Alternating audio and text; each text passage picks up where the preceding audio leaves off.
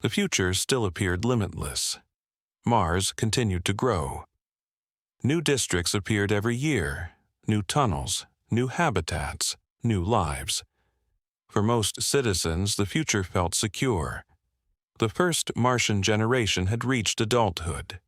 They had been born beneath domes, raised beneath artificial skies, and expected to grow old on a world their grandparents had only dreamed of. Few questioned whether that future would arrive. Behind the scenes, thousands of systems worked together to keep civilization running. Power grids, communication networks, orbital infrastructure. Most people never thought about them, because they always worked. The first warning arrived as a routine discrepancy. A transmission packet arrived before it should have. The deviation was less than a second. Easy to dismiss. Easy to explain. The report was archived and forgotten.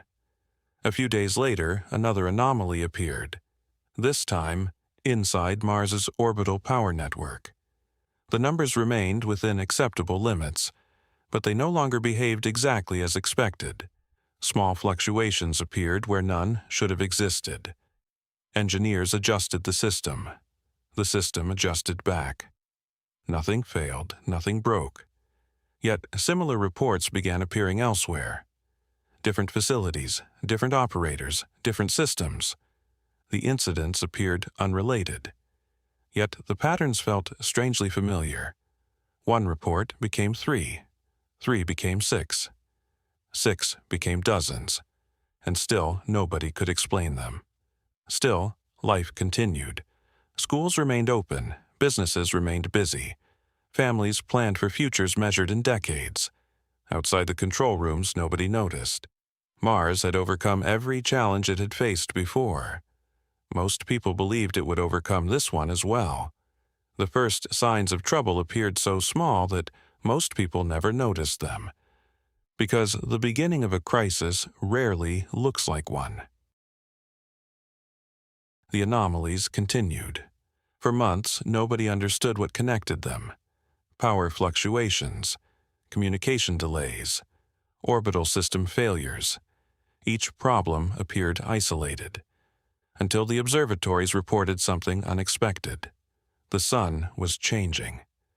Not enough to trigger panic. Not enough to justify emergency declarations. Just enough to make every prediction slightly wrong. At first, the changes appeared manageable. Protective systems activated. Orbital solar platforms entered safe mode. The storms passed. The platforms restarted. Most of them. The first failures were rare, easy to compensate for, easy to explain. Engineers repaired the damaged platforms. Replacement crews were dispatched. Components were rebuilt. Systems were restored. Then another flare arrived, and another, and another. Repairs that once required days began requiring weeks. Weeks became months. The storms always ended. The damage did not. Each failed restart removed another piece of the network. Each missing platform increased the burden on those that remained. Mars responded the way engineers always had, by building more. More solar collectors, more storage systems, more redundancy. For a time, it worked.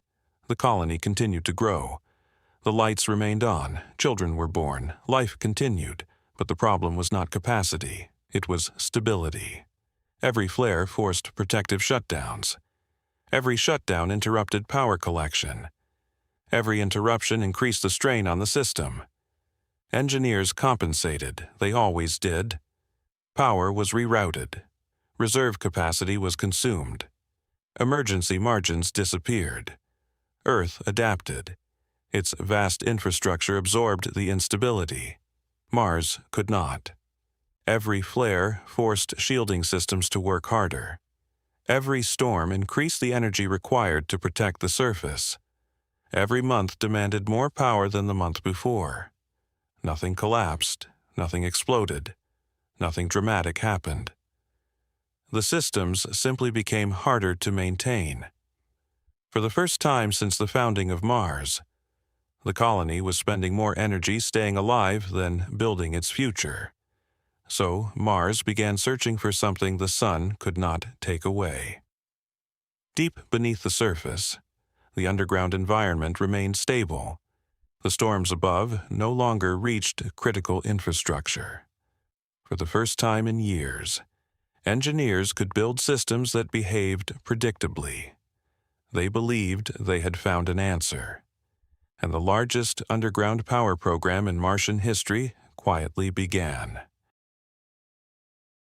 The storms did not stop. They simply became part of everyday life. Every new observation added another piece to the puzzle. The measurements were remarkably consistent. The predictions were not. Every revision corrected yesterday's forecast, only to become wrong again. The sun no longer behaved the way it should. At first, scientists questioned their instruments. Then they questioned their models. Eventually, they stopped questioning the data. One observatory could be wrong. 2 demanded attention. 3 became difficult to ignore. Soon, every observatory reached the same conclusion. Every observatory agreed. No theory could explain why. Engineers searched for faulty sensors. Scientists searched for computational errors. Nothing explained the difference. Every correction produced another contradiction.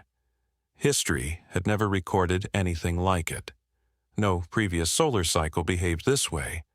The sun had entered unfamiliar territory. Emergency planning quietly changed. Temporary solutions became permanent projects. Budgets once reserved for expansion shifted toward survival.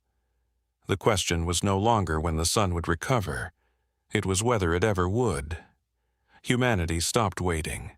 Instead, it began building a future that no longer depended on the sun.